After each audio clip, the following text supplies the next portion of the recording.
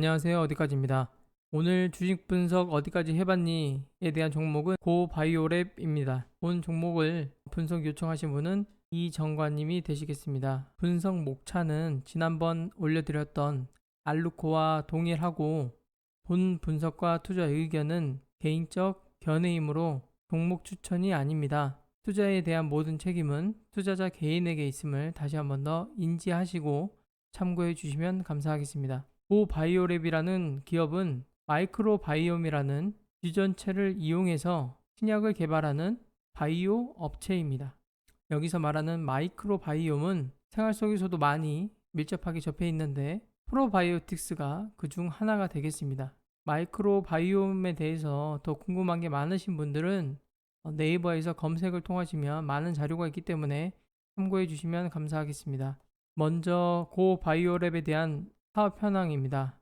앞서 말씀드린 마이크로바이옴은 2017년 BBC 리서치 결과에 따르면 당시 치료제는 204개가 개발 중이었고 2024년까지는 167배가 증가할 것이라는 전망치가 나타나 있습니다. 또한 지난해에 국내 식약처에서 마이크로바이오 치료제 개발을 앞당기기 위해서 전담 지원팀을 구성해서 운영을 시작한다라고도 밝힐 만큼 시장에서 뜨거운 관심을 받고 있는 영역 중에 하나입니다. 우측에 보시는 그래프는 2018년도 당시에 마이크로바이옴에 대한 논문과 특허 출원 현황입니다. 보시는 것처럼 가파르게 증가하는 것을 알 수 있는데 이는 시장에서 관심도가 매우 높다는 것을 알 수 있고 한편으로는 경쟁이 매우 심화될 수 있는 사업군이다라고 예상해 볼 수 있는 대목이 되겠습니다. 좌측에 보이시는 표는 현재 고바이오랩에서 임상 및 연구 중인 치료제 현황입니다. 이렇게 많은 치료제에 대해서 연구 및 임상을 진행하고 있는데 특히 우리가 알아야 될 부분은 이 고바이오랩에서 추진하고 있는 임상이 매우 의미 있는 성과를 지녔다고 할 수 있겠습니다. 어떤 게 의미가 있냐면 우측에서 제가 기재해 둔 것처럼 아시아에서는 최초, 글로벌 기준에서는 10번째로 미국과 유럽을 대상으로 임상 2상에 진입한 기업입니다. 노란색 박스로 제가 표시해 둔 것처럼 올해 3월 달에는 호주 임상 1상이 종료되고 나머지 임상들도 현재 순항 중에 있겠습니다. 고 바이오랩 대표가 인터뷰를 하던 게 있던데 올해 21년에도 임상 2상을 최소한 2개에서 3개 정도는 진입할 것이라고 말한 바 있어서 임상에 대한 기대감은 지속될 것으로 보입니다. 앞서 마이크로바이옴이라는 치료제 관련된 사항이 세계적으로 관심이 많고 그리고 고바이오랩도 그에 발맞춰서 현재 치료제를 개발하고 있는 상황인데요. 본 차트를 보시면 마이크로바이옴이라는 치료제가 얼마나 시장에서의 관심이 뜨거운지를 알 수 있는 대목입니다. 본 차트가 어느 회사냐면 미국 나스닥에 상장되어 있는 세레스 테라픽스라는 기업의 주가 차트를 나타내고 있습니다. 20년도 8월에 FDA와 협업해서 실시한 CDI라는 질병 관련 임상 3상에서 유효성과 안정성을 입증한 그 결과 주가는 900%라는 폭등을 하게 됩니다. 불과 8월달 발표 이후에 3개월 만에 이렇게 주가가 급등을 하게 됐고 중요한 점은 이때 사용되었던 마이크로바이옴을 통해서 치료제로서의 가능성과 효과를 입증했다라는데 그 의의가 있겠고 고바이오랩 또한 임상에 대한 성과가 가시적으로 드러날 경우에는 라이센스 아웃 즉 기술 수출을 하기에 매우 수월해질 수 있고 주가 또한 추가적인 상승을 기대해 볼 수 있겠습니다. 다음은 재무적인 측면입니다. 고바이오랩은 지난해에 기술 특례 상장을 한 기업입니다. 따라서 재무적 측면에 있어서는 탄탄하다고 볼 수 없겠습니다. 단 지난해 11월 30일에 한국콜마홀딩스와 체결한 계약에 따라서 3월에 나올 사업보고서 내에는 4분기 재무가 일시적으로 좋아 보일 수는 있겠습니다. 또한 제가 재무 관련 공시를 보다 보니까 투자금 회수에 따른 지분 매도 공시가 계속 나오고 있는데 크게 의미는 없어 보입니다. 기술특례 상장 기업은 상장 폐지 요건이 일반 기업하고는 다릅니다. 그래서 재무만 보고 매우 무서워할 수 있는 표인데 그렇게 생각하실 필요가 없습니다. 단 이러한 기술 특례 상장의 허점을 노려서 자금 조달을 하고자 하는 악성 기업이 있기 때문에 항상 이런 기업에 투자하시고자 하면 일정 시간이 지나고 나서 임상 결과가 상당히 진전되었음에도 신약에 대한 기술 수출이나 추가적인 신약 파이프라인이 확장되지 않는다면 뒤도 돌아보지 마시고 걸으시라 말씀드리고 싶습니다. 특히 이러한 종목은 임상 기간이 매우 길고 결과물이 단기간 내에 획득하기 어렵기 때문에 테마성 재료를 매매하시는 분들은 다른 종목을 찾아보시길 권합니다. 다음은 가격적 측면인 차트를 설명하도록 하겠습니다.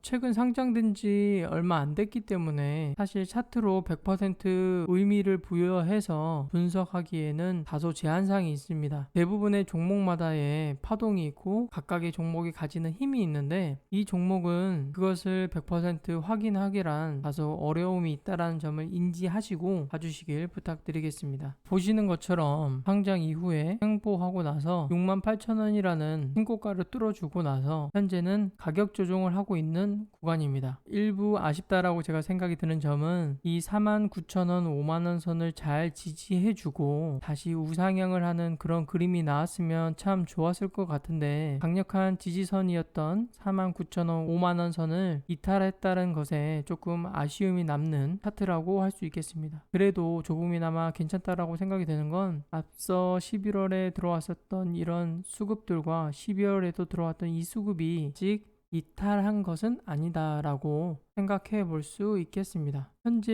위치는 매우 중요한 위치라고 생각이 됩니다. 무슨 말이냐면 현재 가격대에서 5만원 선을 다시 한 번 더 뚫어주면서 안착하는 흐름을 보인다면 재차 다시 6만원 선으로 돌파할 수 있는 기회가 마련되는 것이고 만약 5만원 선을 뚫지 못하고 5만원이라는 저항선에 부딪혀서 내려오게 된다면 가장 최근에 있었던 저점 43,000원 선을 이탈할 가능성이 높아 보인다라는 개인적인 의견을 드리고 싶습니다. 다음은 주봉입니다. 주봉도 마찬가지로 이렇게 윗꼬리를 달면서 내려왔지만 거래량이 크게 죽으면서 눌림목으로 몸통 부위에서 가격 조정을 받고 있는 모습입니다. 본 상태에서 잘 버티다가 지지만 해준다면 다시 한번 더 우상향할 수 있는 그림이 나오지 않을까 생각이 됩니다. 다음은 월봉인데요. 월봉상 제 개인적으로는 해석할 수 있는 사항이 없어 보입니다. 윗꼬리가 이렇게 길게 나왔는데 다시 우상향을 하려면 윗꼬리를 잡아먹는 월봉이 조금씩 나와줘야 되고 만약에 이 월봉에서의 하단부인 44,000원을 이탈하는 월봉이 나온다면 추가적인 하락은 불가피하다라고 해석할 수 있을 것 같습니다. 다음은 기타 사항입니다. 제가 고바이오랩 관련된 공시는 다 봤는데요. 2월 1일 날부터 5일까지 일주일 동안 IR을 합니다. 근데 통상 IR을 하루에 끝내는 게 일반적인데 일주일이나 하던데 제가 여기에 명시해둔 것처럼 지난주에 종료됐었던 JP모건 컨퍼런스 관련된 결과나 혹은 임상 관련 중간 결과가 발표될 수도 있기 때문에 기존 주주분들은 관심이 필요하겠습니다. 기존 주주가 아니신 분들은 그냥 참고만 하시고 매수하라라는 그런 진입 사인이 아니기 때문에 오해하는 일은 없으셨으면 하겠습니다. 그리고 우측 상단에 보시는 것처럼 의무 보호 애수 기간으로 잡혀 아직 시장에 나오지 않은 매물들이 상당히 많이 쌓여 있습니다. 올해 8월부터는 이 물량이 시장으로 나올 수 있기 때문에 중간중간 계속 체크하는 노력이 필요하겠습니다. 사진의 일부분만 발췌를 했고 전자문서로 보시면 아시겠지만 물량은 더 많이 있는 것으로 확인할 수 있습니다. 네, 고바이오랩에 대한 제 개인적인 결론입니다. 일단 사업 영역에 있어서는 상당히 긍정적인 것 같습니다. 제가 이 종목을 그렇게 관심 있게 보지 않았지만 찾아보니까 세계적으로 관심이 많고 실제 그 성과가 가시적으로 지금 계속 드러나고 있는 단계이기 때문에 마이크로바이옴이라는 분야가 지속적으로 관심을 두고 지켜봐도 될 만한 영역인 것 같다라는 긍정적인 결론을 내렸습니다. 재무적인 측면에 있어서는 앞서 설명드렸지만 그렇게 의미를 부여할 만한 재무적 상황이 아니었기 때문에 평가를 하기에는 어려움이 있어 보이고 단지 앞서 설명드린 바와 같이 기술 이전 수출이나 신약에 대한 추가적인 임상시험 등 파이프라인 개발 이런 관련 사항이 없으면 재무적인 사항도 개선의 여지가 없는 것이라고 느끼고 그렇게 되면 당연히 관심 받게 둬야 되는 종목이 아닌가라고 생각을 해봅니다. 세 번째, 가격적인 측면입니다. 그렇게 나쁘지도 않고 좋지도 않은 차트라고 생각을 합니다. 단기적으로는 지지선을 이탈해서 반등을 시도하는 구간이기 때문에 반등을 잘 시도해서 5만원 선에서 안착을 하게 되면 그때 관심을 갖고 봐주시면 좋을 것 같습니다. 네 번째, 기타 사항에 있어서 2월 1일날 계획되어 있는 IR과 보호애수 물량에 대해서 지속적으로 체크가 필요해 보입니다. 1번과 4번을 바탕으로 한 제 개인적인 결론입니다.